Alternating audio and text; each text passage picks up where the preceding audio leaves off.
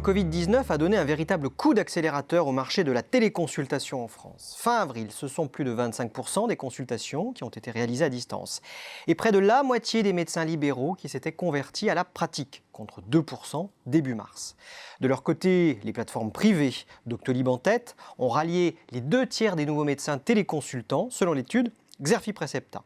Bref, la rupture a été brutale. Une rupture, il est vrai, favorisée par une série de mesures pour assouplir le remboursement de la téléconsultation afin d'accompagner la population pendant le confinement. Résultat, le nombre d'actes remboursés a été multiplié par 100 en quelques semaines pour atteindre le record de 1 million au pic de l'épidémie. Et les perspectives s'annoncent prometteuses. Déjà, les premiers retours d'expérience montrent que la pratique devrait s'inscrire dans la durée chez les médecins et les patients.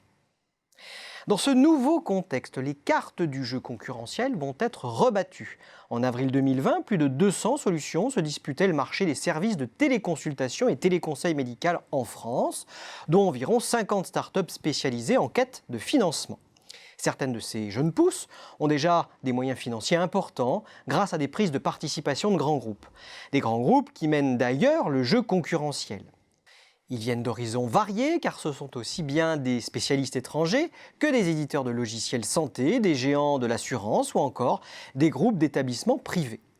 La téléconsultation est de fait stratégique pour faire évoluer une multitude de métiers à la croisée des pratiques des praticiens et des parcours de soins des patients. Mais attention, cette hypercroissance du marché n'est pas sans risque. Les quelques 200 fournisseurs de solutions sont en effet passés d'une situation de sous-usage à celle de gestion des débordements.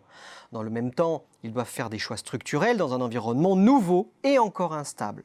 Alors c'est vrai, une fenêtre hors norme s'est ouverte pour le recrutement d'utilisateurs, qui a d'ailleurs confirmé la force de frappe de Doctolib.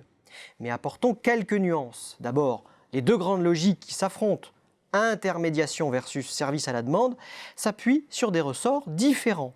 Ensuite, la percée de modèles autogérés par les acteurs de santé et de solutions intégrées élaborées par des startups va recomposer le jeu concurrentiel. Dit autrement, le marché a explosé, mais la messe n'est pas encore dite.